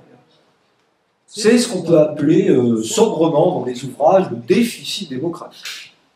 Alors d'ailleurs, encore une fois, j'ai dit tout à l'heure, mais le 29 mai 2005, lorsqu'il y a eu 55% de non au référendum sur la Constitution européenne, ça n'a pas empêché les types de violer 3 ans après le résultat. Ils ont fait quand même passer le traité. Est-ce que la démocratie est une utopie? En fait, déjà, tout dépend de ce qu'on entend par démocratie. Souvent, le terme qui est utilisé pour parler de démocratie, là je vais rejoindre en grande partie ce que vous avez dit. En fait, souvent, quand je pose la question même à mes élèves en cours, alors, démocratie, vous l'associez à quelle valeur? Liberté, liberté. Bon, c'est pas faux, mais c'est pas le plus important. Le plus important, c'est l'égalité. C'est ça le plus important. Qu'est-ce que c'est que l'égalité? C'est déjà l'égalité de tous devant la loi. C'est l'égalité de tous devant les impôts. Et quand on parle d'égalité devant les impôts, c'est pas le fait qu'on va tous payer le même montant. Là, nous sommes dans un café. Nous savons très bien que les petites et moyennes entreprises, les PME, les toutes petites, sont écrasées clairement par la fiscalité, au détriment, au profit de qui? Pas des travailleurs qui eux aussi sont écrasés par la TVA, etc., mais par les grandes multinationales, qui justement profitent parfaitement d'un fonctionnement qui s'appelle l'Union européenne, puisque l'Union européenne, elle, justement, défiscalise à fond le capital, le grand capital, et écrase non seulement, bien sûr, les employés, les salariés, mais aussi les travailleurs, les artisans qui tiennent des bars, des boulangeries, des boucheries, et vous étonnez pas derrière, entre ça, le prix du loyer, etc., que ça ferme derrière. C'est normal. C'est normal, parce que faire des prêts auprès de banques qui d'ailleurs, soit dit en passant, ont la réalité du pouvoir, parce que c'est ça, c'est pas la démocratie, eh ben, bon courage. Donc, en fait, tout dépend de ce qu'on appelle démocratie. Pour nous, la valeur centrale, c'est l'égalité déjà. Ça ne veut pas dire qu'on est contre les libertés, pas du tout. Mais on dit juste que c'est ça le plus important. Et j'ajoute que si on veut vraiment être en démocratie, ça signifie aussi qu'il doit y avoir un contrôle des citoyens sur leurs élus. Alors où est le contrôle? Ben, il n'y en a pas. Et justement, avec l'Union européenne, il y en aura encore moins. Puisque le principe, c'est de toujours plus éloigner les centres de décision du véritable pouvoir. Or, le pouvoir, quand on regarde, par exemple, la Révolution française, dans cet exemple, justement, c'était exactement l'inverse. Les révolutionnaires, ce qu'ils voulaient, et c'est ce qu'ils créaient, ils créaient des sections, des comités de citoyens qui vraiment pouvaient exercer le contrôle par rapport à leurs élus, qui pourtant allaient jusqu'à Paris, et à l'époque pas en TGV, hein. Donc c'est encore plus dur de contrôler. De ce point de vue, il n'y a pas de démocratie, oui. Parce qu'à partir du moment où on donne le pouvoir à un type, ou même quelques types, sans aucun contrôle, ben, officiellement ils vous représentent, et puis d'ailleurs vous voyez bien que non, mais officieusement, mais ils mènent les politiques auxquelles ils croient, eux. Parce qu'il n'y a pas de contrôle et il n'y a pas de possibilité de leur demander des comptes. C'est d'ailleurs une des raisons pour lesquelles nous, parmi les propositions que nous avons, que nous formulons, c'est le mandat impératif, tenir parole et révocatoire, la possibilité de révoquer le type dans sa fonction. Parce que sinon, ce n'est pas possible. Il y a des comptes à rendre. En démocratie, on doit rendre des comptes. Et d'ailleurs, moi-même, au niveau où je suis dans ma formation politique, je dois rendre des comptes à tous les camarades. Pas seulement personnellement, mais notamment, je dois en rendre. Mais c'est normal. C'est normal, parce que sinon, ça voudrait dire que je fais ce que je veux, que je peux très bien faire n'importe quoi, qu'il y a des textes que nous cherchons à appliquer ne sont pas respectés. Donc, d'un certain point de vue, je suis sous contrôle. Le contrôle, bien sûr, il doit venir du haut vers le bas, mais il doit aussi se faire du bas vers le haut. Et c'est cette émulation qui permet véritablement la démocratie. Et en bas, ça veut dire quoi? Ça veut dire les travailleurs. Ça veut dire être aussi maître de son outil de travail. Maître de son outil de travail, et pas avoir son outil de travail dépendre ou de banques ou de superstructures qui vont tout vous bouffer. Et de ce point de vue, je vous rejoins, la démocratie, oui, elle n'existe pas de ce point de vue pour le moment. Ça, nous sommes tout à fait d'accord. L'ONU, il y a 190 pays ou plus, il y a 5 pays qui ont le droit de veto.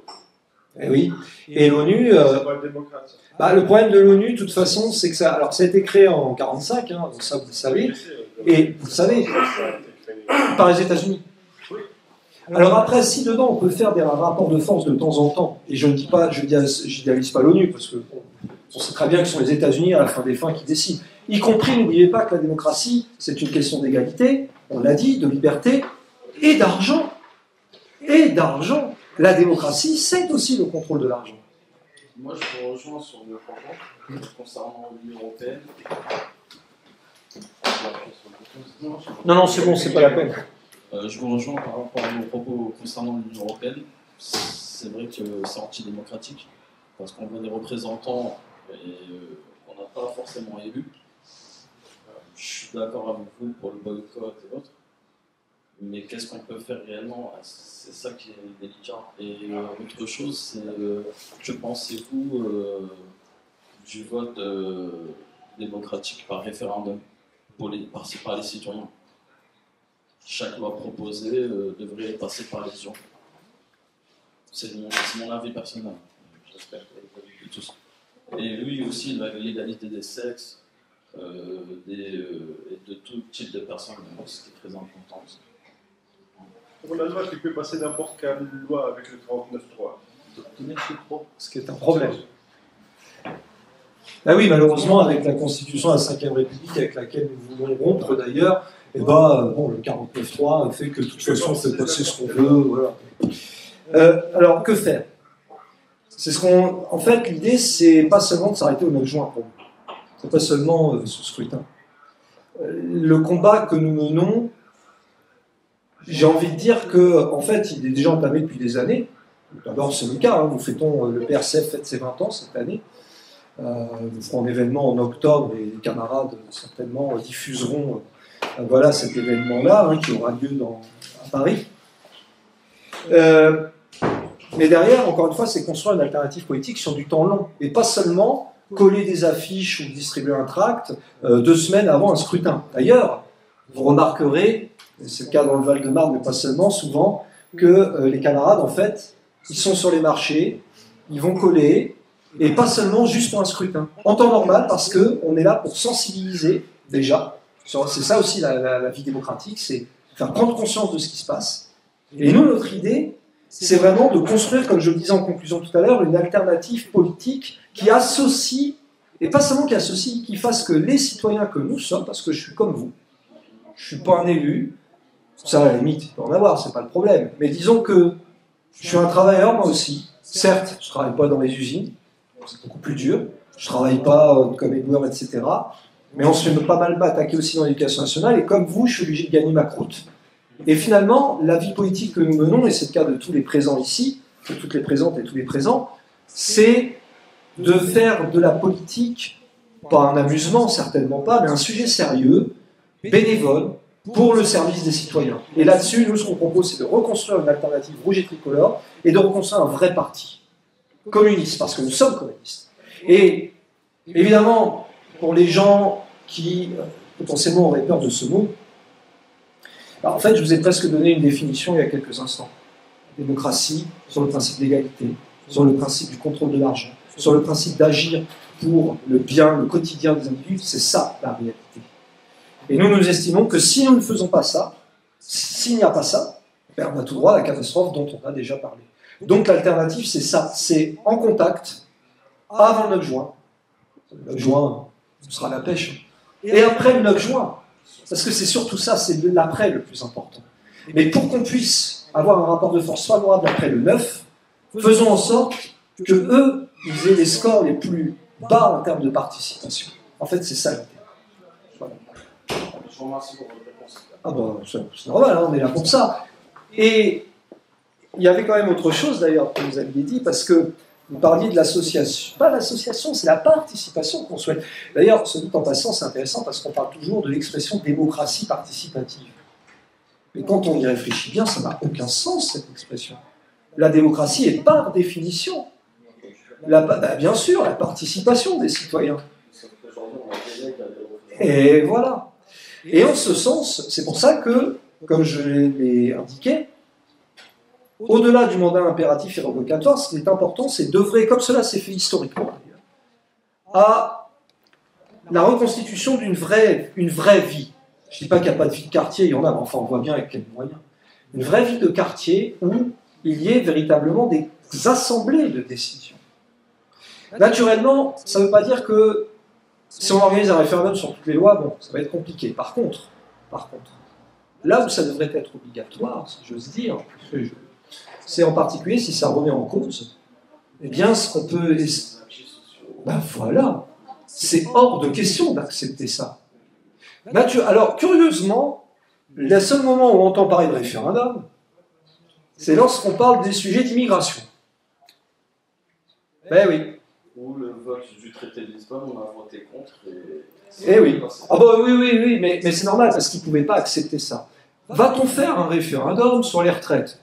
Si on l'avait fait en 2023, inutile de dire le score. Va-t-on faire un référendum sur la destruction programmée de la sécurité sociale, etc. En réalité, le référendum est un outil qui, dans certaines circonstances, peut, voire doit être utilisé, mais à condition, encore une fois, qu'on ne touche pas à l'essentiel. Si jamais c'est fait pour détruire, alors là, c'est très clair. Si référendum il y a ce qu'on ne souhaite pas, on sait là, parce qu'il y a toujours un danger de manipulation. Eh bien, on appelle bien sûr à voter contre, et ce ne sera pas le cas, mais le référendum doit uniquement être un outil qui ne remette pas en cause les aspects socio et démocratiques fondamentaux. Sinon, c'est la porte ouverte à la destruction.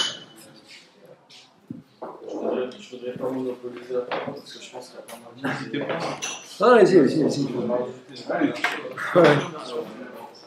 On pensait qu'il y a énormément de TVA et de taxes, des impôts. On se pose la question, où va notre argent?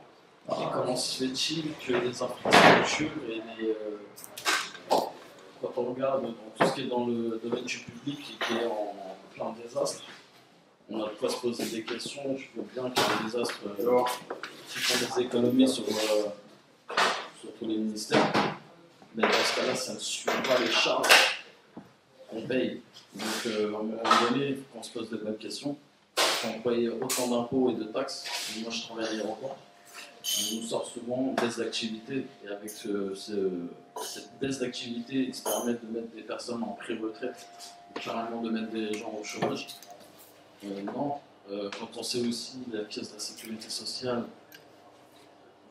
je ne sais pas, moi je ne suis pas à Bercy pour savoir le compte, pour connaître le compte, mais quand ils peuvent se permettre de payer le chômage partiel pendant 2 ans, à l'époque du Covid, on se demande, il y a de l'argent, il n'y a pas d'argent. Puis comme vous le dites, il y a suffisamment d'argent pour la guerre, mais bizarrement, il n'y a plus d'argent pour aider tous les prolétaires, les personnes en difficulté. Merci à vous. Je vais rajouter un truc, s'il te plaît. Merci. Pour l'exemple des services publics, c'est quoi? C'est les transports, santé, éducation. Normalement, c'est ça. Normalement, ça doit être une institution à but non lucratif. Sauf que l'Union européenne, elle veut que ça devienne une association à but lucratif. Et c'est ça ce qui freine franchement toute l'évolution, sur tous les côtés. Parce qu'ils veulent que les services publics soient à but lucratif, qu'ils gagnent de l'argent. Normalement, le service public, c'est un service déficitaire. On paie nos impôts et tout, et c'est l'État qui rajoute pour qu'on bénéficie de la santé, des transports, de l'éducation et tout. Et la base, c'est la santé, le transport et l'éducation. Sans l'éducation, on ne peut pas avoir un système de santé. Sans transport, on ne peut pas ni aller se soigner, ni aller étudier, exemple. Ce que je pense, et comme j'ai discuté tout à l'heure avec Soucieux, l'Union européenne, elle est dirigée par les États-Unis. Ça, tout le monde en le sait. Et pour l'intérêt des États-Unis, il ne faut pas avoir une Europe forte. Il faut qu'il soit le monopole et soit que eux qui dirigent tout. Excusez-moi d'avance. Désolé, au contraire. En plus, ces remarques sont bienvenues parce que si je repars de ce qui a été dit, dans le fond, le problème de l'argent qui effectivement va pour les salaires, enfin qui ne va pas pour les salaires, qui devrait, qui va pour la guerre. Alors, oui, incontestablement, le lien avec les États-Unis est énorme. Enfin, je veux dire, c'est une évidence telle, enfin pas pour celles et ceux qui nous dirigent apparemment. Ce que veulent les États-Unis, c'est une Europe qui ne soit bien sûr pas trop forte, au cas où elle serait tout à coup prise d'envie d'indépendance vis-à-vis des États-Unis, mais bon, a priori on ne va pas trop vers là, ni non plus totalement trop faible. Pourquoi? Parce que ce que font les États-Unis, si on regarde bien depuis un petit moment, depuis notamment Barack Obama, c'est de déléguer le sale boulot, si j'ose dire, dans les conflits comme en Ukraine.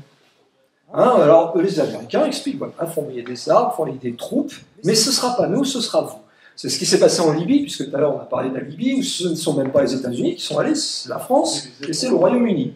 Voilà. Donc, et puis, alors en France, on avait quand même une tradition diplomatique, plus ou moins appliquée, respectée, ça dépend, qui consistait à dire quand même, on n'est pas dans une logique d'aller faire des guerres, je ne sais où. Bon. Mais ça a changé, et effectivement, ça a changé de ce point de vue vis-à-vis des États-Unis, et du point de vue de la politique militaire, puisqu'on parlait d'argent, je ne l'ai pas dit tout à l'heure, j'en profite. Le 20 janvier 2023, le lendemain de la première grande manif contre la destruction des retraites, Emmanuel Macron a annoncé un plan de réarmement entre 2024 et 2030 de 413 milliards. 413 milliards d'argent public, naturellement. Alors, et il paraît qu'il n'y a pas d'argent. Alors où va-t-il cet argent, justement? Déjà, on nous explique qu'il y a le service de la dette. Dette que d'ailleurs, personne d'entre nous n'a contractée, soit dit en passant. Personne d'entre nous ne l'a contracté, cette dette, qui est totalement illégitime. Alors forcément, comme il faut donner des gages par-ci par-là, on s'attaque à ce qui est souvent appelé des dépenses publiques, c'est-à-dire des investissements. Et effectivement, les services publics sont présentés comme déficitaires, ce qu'ils ne sont même pas en fait. Ils sont excédentaires parce que vous venez de le dire en réalité. Ils sont excédentaires parce que, en effet, si on attend d'un enseignant, pour prendre cet exemple, qu'il rapporte de l'argent, tout de suite, immédiatement, du cash, bon courage, moi je ne suis pas là pour ça. Je suis là pour essayer de former un peu les esprits, qui eux-mêmes par la suite vont développer d'autres compétences, qui dès lors vont justement contribuer à la création de richesses. Si on détruit la santé, mais on détruit les richesses. Mais qui peut croire sérieusement qu'une infirmière pourra travailler jusqu'à 70 ans pendant 43 annuités, parce qu'on n'oublie jamais, il ne faut jamais oublier que c'est 43 annuités maintenant pour avoir une retraite à taux plein. Enfin, qui peut penser ça? Et même des travaux, les différents métiers dans artisanaux, etc. Quand on tient un bar, mais les gens peuvent croire que c'est facile de tenir un bar, mais non, mais pas du tout. Il faut tout anticiper. Il faut anticiper les charges de plus en plus massives, écrasantes. Le problème de la TVA, ça a été dit. Ah ça, la TVA, c'est facile à monter parce qu'on fait casquer, en fait, les gens, globalement. Le plus riche, il n'en a rien à foutre de la TVA, ça, c'est pas un problème pour lui. Bon. On fait casquer les petites PME et parallèlement, je répète, on réduit en réalité la fiscalité sur les très grandes entreprises et en particulier sur le capital. C'est inimaginable, ça a été facilement divisé par 2, le taux d'imposition sur le grand capital en quelques années. En quelques années. Et en même temps, pourquoi? Parce qu'au niveau mondial, et là pas qu'européen, l'Union européenne c'est un aspect aussi, mais important quand même.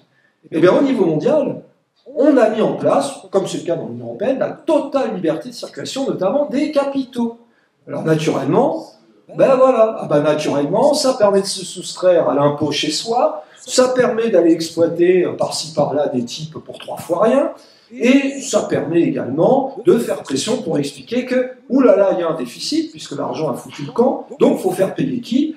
Ceux qui ne peuvent pas, eux, faire partir leurs capitaux. Les petits artisans, les petits commerçants, les salariés, les employés, etc. Voilà en fait ce qui se passe. Et en fait, les impôts, en réalité, mais il y aurait la possibilité de récupérer plein d'argent si on appliquait véritablement à qui il faut l'appliquer, ce qui n'est pas le cas. Donc, conclusion de tout ça, on nous explique qu'il y a déficit et que dès lors, l'argent des impôts, comme on dit, on ne peut pas le foutre dans les services publics parce qu'il y a un déficit, parce qu'il y a une dette, parce que ceci, cela, parce que c'est là où va finalement l'argent qu'on nous ponctionne la plupart du temps. Je peux terminer vite fait. C'était juste pour compléter un petit peu le... Enfin, c'était un commentaire assez bref pour revenir sur votre remarque sur la libéralisation.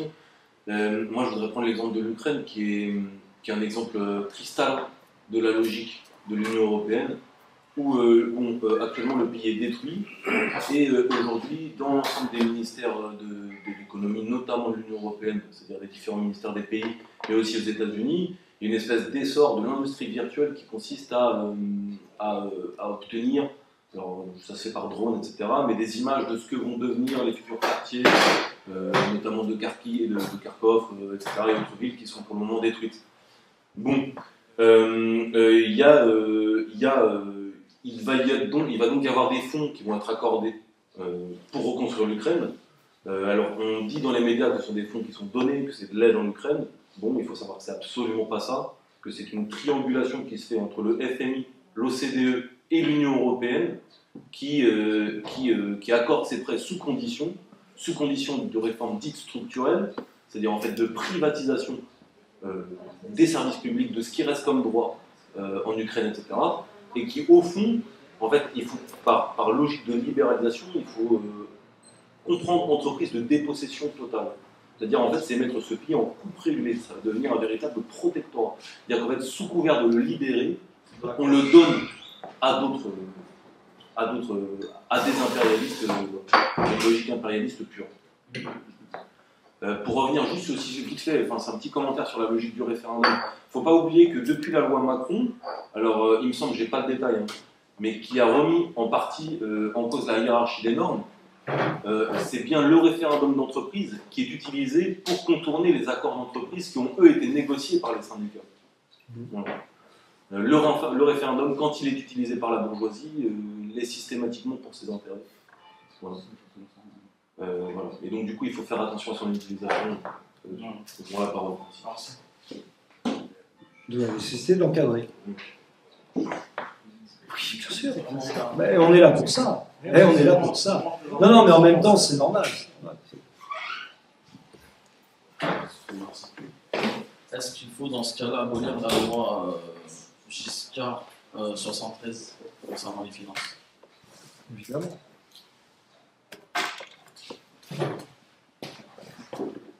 Oui, évidemment, parce qu'en fait, la création monétaire va être complètement libéralisée à partir de ce moment-là. Elle échappe totalement au contrôle citoyen, en fait. C'est ça qui se passe. D'ailleurs, ça tombe bien. Oui, en fait, ça fait un demi-siècle qu'on se retrouve dans cette situation, parce que autant il est hors de question de ne rendre que l'Union européenne responsable, pas la seule. Le FMI, il y a les gouvernements nationaux, autant il est hors de question de l'exonérer de quoi que ce soit, comme tente de le faire croire un certain nombre d'ailleurs de partis. Et en ce sens, la souveraineté, dans le fond, la souveraineté, c'est la démocratie. C'est ça, en fait, le mot-clé. Et ça renvoie à la notion d'égalité. Quand on regarde bien, ça repose sur quoi? Les lois. Où sont-elles décidées maintenant? Vraiment au niveau national. 2, la monnaie, l'argent. C'est pas seulement la création monétaire, c'est la possibilité d'utiliser cet argent. Et on parlait de dette, également. En fait, tous ces éléments-là, si vous regardez bien, c'est la base de ce qu'on parlait un peu d'histoire aussi tout à l'heure, à travers l'exemple de Carthage. Historiquement, ce qu'on appelle improprement, mais enfin, c'est pas grave, la démocratie athénienne dans l'Antiquité, ça repose sur le contrôle sur les lois, le contrôle sur la création monétaire et la fin de l'esclavage pour dette. La fin de l'esclavage pour dette, qui a d'ailleurs été gentiment recréé en Grèce à partir de 2011-2012, lorsque la Grèce a été accusée de ne pas savoir tenir ses comptes, etc. D'ailleurs, là-bas aussi, lorsqu'il y a eu un référendum contre le plan d'aide, parce qu'il paraît que c'était un plan d'aide, proposé par la Commission européenne, la Banque centrale européenne et le FMI, les Grecs ont dit non, pas question, parce qu'on va se faire saigner. Et là, qu'a décidé la Banque centrale européenne? D'accord, c'est pas grave, on coupe le robinet monétaire. Voilà, comme ça on va bien vous faire saigner, on va bien vous écrabouiller, et puis vous n'aurez pas le choix. Encore une fois, la démocratie, c'est ça le problème, c'est que, et puis tu l'as dit, vous voyez la démocratie lorsqu'il y a un référendum d'entreprise qui cherche à saboter les accords d'entreprise qui vont dans ce sens. En fait, la démocratie, c'est le peuple. Et le peuple, il s'exprime notamment dans le cadre, et surtout d'abord, avant tout dans le cadre de la nation. La nation, en définitive, c'est le peuple, c'est ce que disait le philosophe communiste Georges Politzer. C'est dans ce cadre-là que nous pouvons déjà agir au quotidien. Ça ne veut pas dire que notre combat est séparé des autres nations et des autres peuples, d'où la logique de l'international d'ailleurs. Mais si un peu d'internationalisme éloigne de la patrie, beaucoup d'internationalisme y ramène. Et si un peu d'internationalisme, un peu de patriotisme, pardon, éloigne de l'internationalisme, beaucoup de patriotisme y ramène. Ça veut dire quoi? Ça veut dire que si on veut vraiment être patriote, il faut être vraiment international, et si on veut vraiment être international, il faut vraiment être patriote. D'où la nécessité de mener ce combat démocratique dans le cadre de la nation. À vous, enfin de toutes et tous d'ailleurs. Encore une intervention, c'est normal. Allez-y. Je vous souhaite tous une bonne journée, je vais devoir vous laisser. Merci. Merci pour tes questions. Oui, il y a une question qui a été évoquée rapidement, qui est la question de la paix. Donc la question militaire, du coup, qui est liée, évidemment. Et bon, on sait qu'il y a des listes, par exemple, qui demandent la création d'une armée européenne. On sait que ça avait été rejeté, notamment par la France à l'époque, dans les années 50, sous Mendès France. Et donc, bon, quels sont les projets, en gros, à ce niveau-là? On sait qu'il y a eu des résolutions de l'Assemblée nationale qui appelaient à intégrer encore plus les armées européennes dans l'OTAN, à éventuellement on sait qu'il y a des missions dites européennes, que ce soit en Moldavie, en Pologne, dirigées contre la Russie.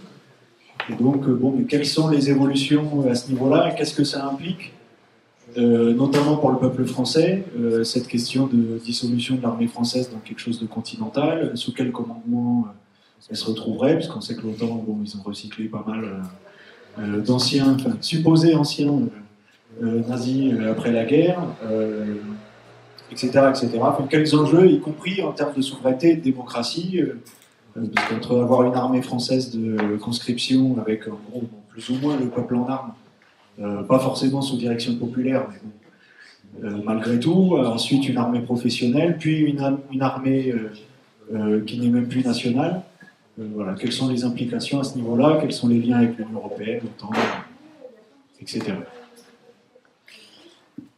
Merci beaucoup. Alors effectivement, question aborde un point central concernant la guerre, la paix.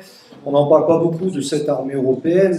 D'ailleurs, ça va faire 70 ans que le projet de communauté européenne de défense avait été rejeté, le 30 août précisément, 1954.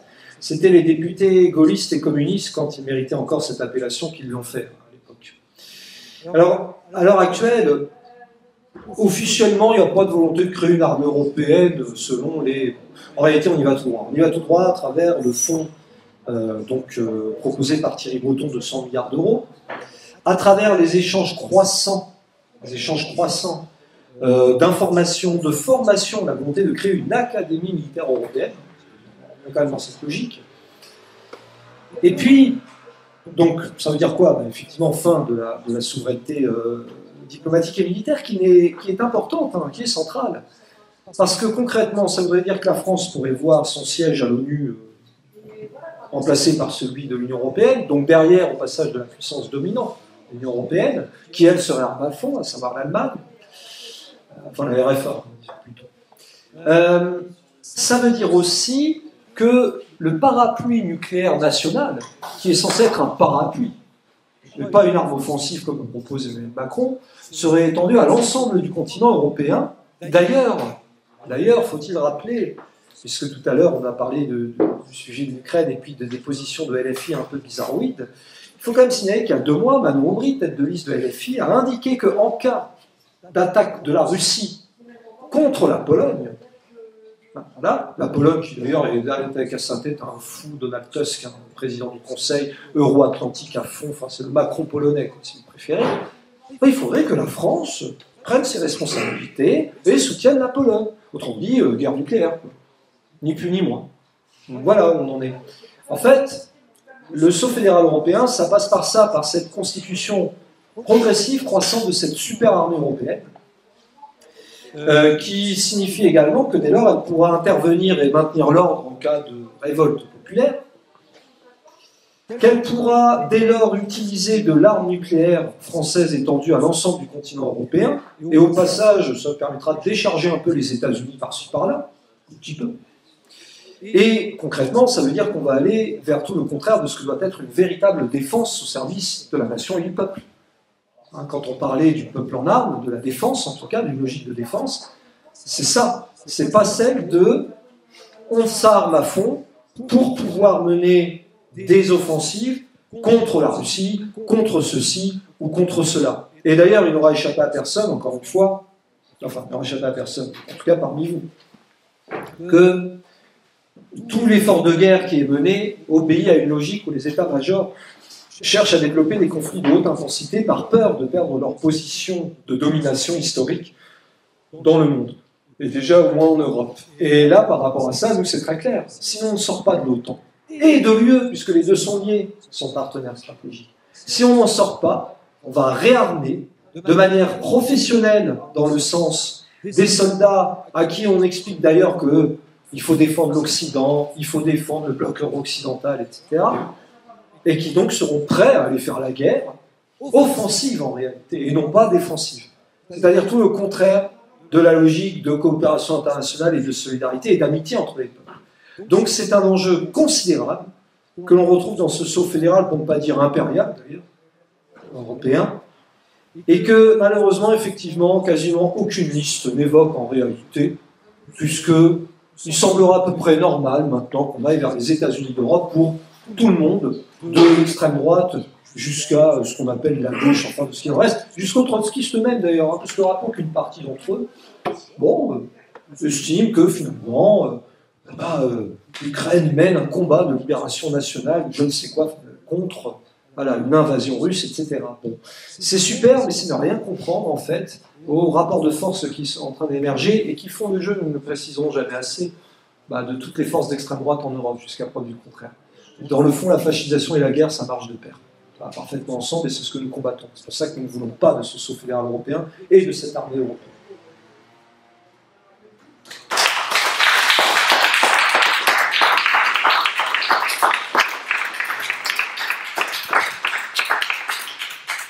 Je vérifie l'heure parce que peut-être vous, et en tout cas moi, quelques obligations, déjà autoroutières pour commencer.